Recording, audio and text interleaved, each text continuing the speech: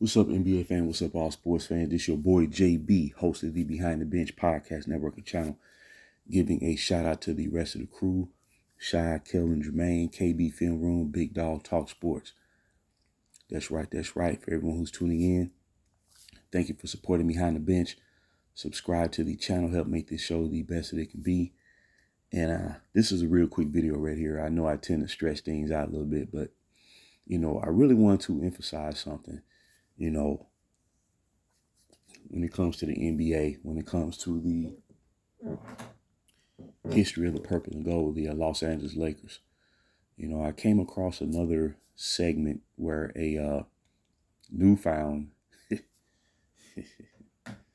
Laker fan, or let's say a newfound follower of the NBA, a man by the name of David Dennis Jr., and he appeared on one of these sports shows recently, and basically he generalized, what he surmised to be the history of Lakers organization and how they started winning championships, and basically said the formula was snatch a player, get a star player, put players around him, that star player, and you start winning, immediately. But if you really pull back the pages, and I'm being dead serious, man. When you, like I said, I've been following the team for over 40 years. You know what I mean? Like when the Showtime era Lakers really started to kick off in the early 80s, by like about 82, 83, say about 83, 1983. And when you really pull back the history of this team, first of all, the Lakers is the organization who drafted the youngest player ever into the league, in Andrew Bynum. I believe he was I think the year he was drafted in 05, that was the last year that the NBA allowed high school players to enter the pros without having to, go to college or whatnot. And he was the youngest player by like 2 months younger than what Kobe Bryant was when he was drafted, and what LeBron James was when he was drafted. And and here's a little tidbit right here, man. When it comes to the developmental league, it started off as the D League, now it's known as the G League. Well, the first NBA franchise to own and operate its own developmental league was the Lakers. That vision was spearheaded by the late great owner, Dr. Jerry Buss. And when you really pull back the layers of this franchise, when they say they poach superstars from other teams, they're really only applying to the past 7 years. They're really only applying to that. How they got Anthony Davis, how they got Russell Westbrook, and now how they got Luka Doncic. That's what they're really applying to. And they're trying to associate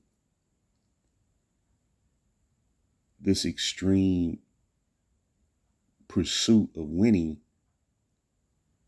to the entire history of the franchise. And it's not true.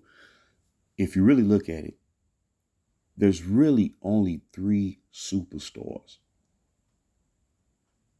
that this franchise acquired from a trade or through free agency that was associated with a long string run of success or championships. You really only talk about 3 of them: Kareem Abdul-Jabbar, Will Chamberlain, Kareem Abdul-Jabbar, and Shaquille O'Neal. Right? George Mikan was an original Laker when the team was founded in Minneapolis, when the franchise started in Minneapolis. Right? And Elgin Baylor, Jerry West was drafted. Elgin Baylor was drafted when the team was still playing in Minneapolis.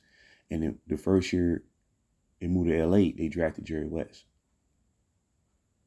They acquired Will Chamberlain after the 67 season, when he helped lead the Philadelphia 76ers to a 68-13 record in their first ever championship.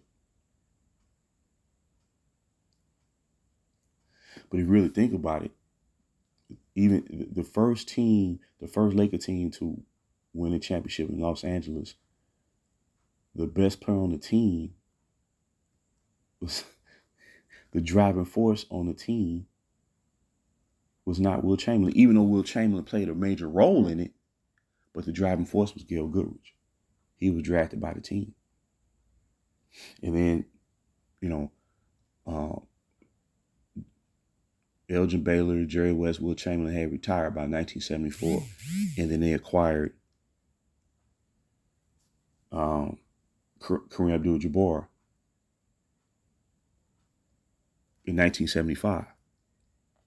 Well, Kareem Abdul-Jabbar had been a fixture of the team for the next 5 years. They had not won a championship.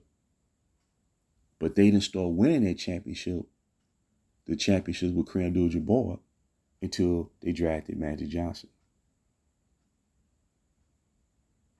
And do you realize after they traded for Kareem Abdul-Jabbar in 1975, the next big time player who they brought to the team was 20 years later in Shaquille O'Neal in 1996. And then Shaquille O'Neal did not start winning championships as a Laker until one of his own came of age in Kobe Bryant. Right? And then after Shaq was traded in 2004, right? One of their own led the rebuilding effort. He represented the franchise when it was starting all over again in a rebuild. And then once they acquired the final piece of the puzzle in Paul Gasol 4 years later, then Kobe Bryant led them to back-to-back championships. Now, Paul Gasol was a very talented post player, and I was a fan of Paul Gasol, but he was not viewed as a superstar. Right? And tell you the truth, the Lakers probably would not had ever traded for Paul Gasol if Andrew Bynum had not suffered that first major, what turned to be his first major knee injury midway of the 2007-2008 season when the Lakers was in first place in the Pacific Division, steadily improving as a team.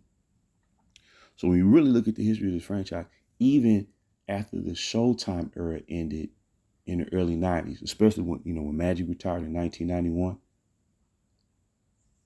and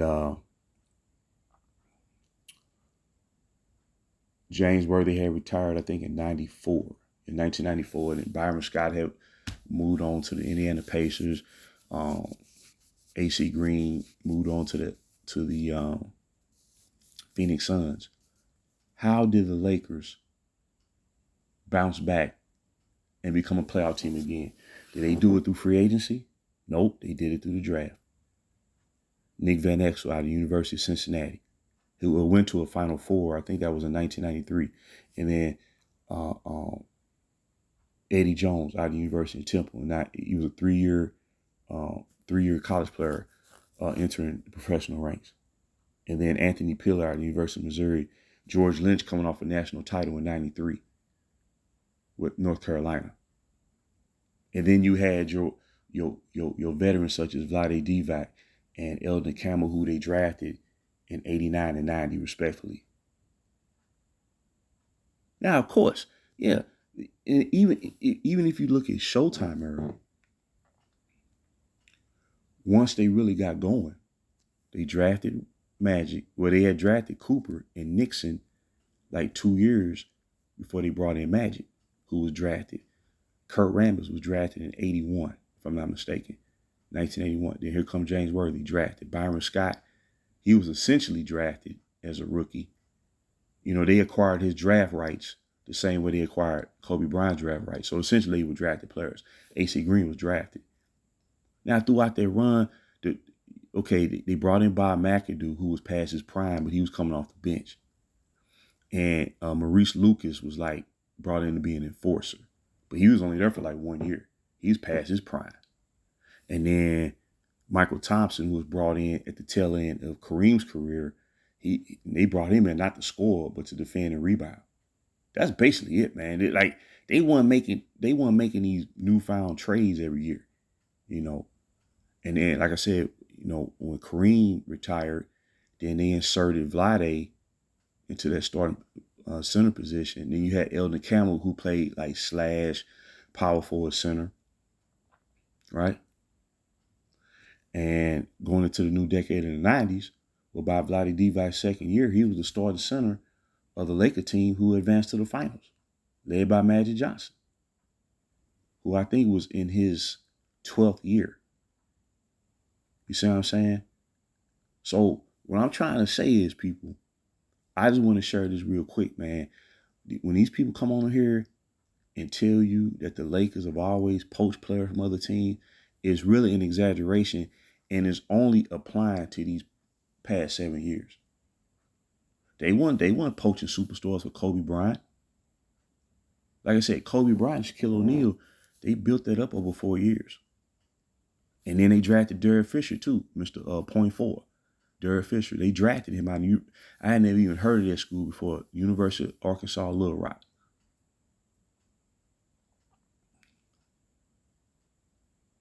So, like I said, man,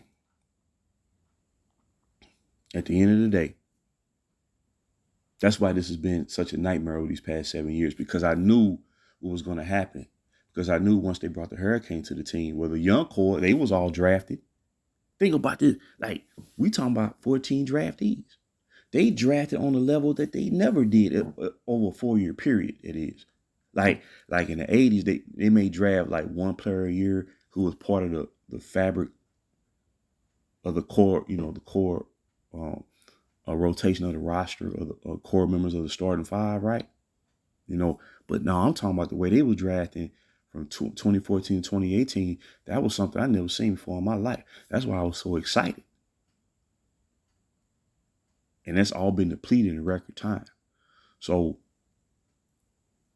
the Lakers were really never known to. The term win now didn't really start until the super team era kicked in the summer 2010. I had never heard of the term win now before. Now, when you build yourself up to a certain point where it's like, okay, this is your moment of truth. You have to get past this obstacle like the Bulls did when they played the Pistons in 91. After losing to them in the previous 3 years, they was inching closer and closer to beating the Pistons. But at that moment, it was like, okay, either we're going to beat this team or we're never going to beat them. That was their obstacle. Or like Detroit versus Boston. They got to the point where like, okay, hey, we got to finally overcome this team to get where we got to go. That's not win now. That's like rising to the challenge. You see what I'm saying? So what I'm getting at is these 7 years have misrepresented everything about this franchise. Everything. And when you get down to it, the Lakers were successful during their championship runs by investing in the team. 3 years, like when they traded Gil Goodrich to the at the time the New Orleans Jazz, and in return they received a compensatory first round pick that would be available 3 years afterwards, and they used that pick to ultimately draft Magic Johnson. They did the same thing in 1979 in a trade with the Cleveland Cavaliers, where they would obtain the Cleveland Cavaliers first round pick, not number one pick, first round pick that happened to turn to number one because of the record that Cleveland had.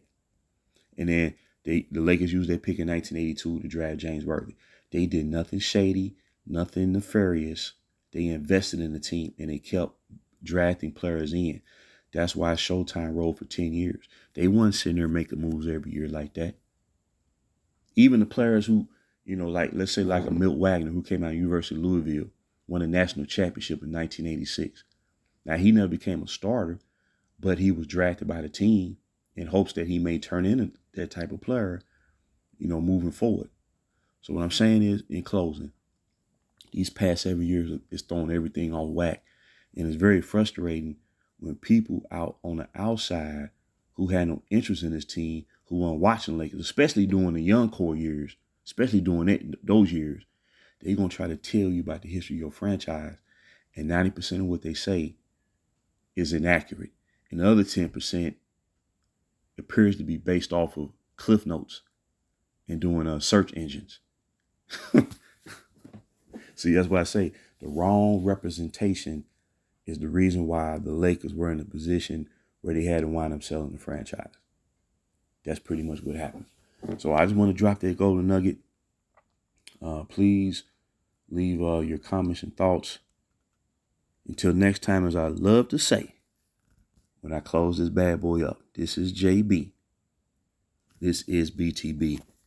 And this is your show, Behind the Bench.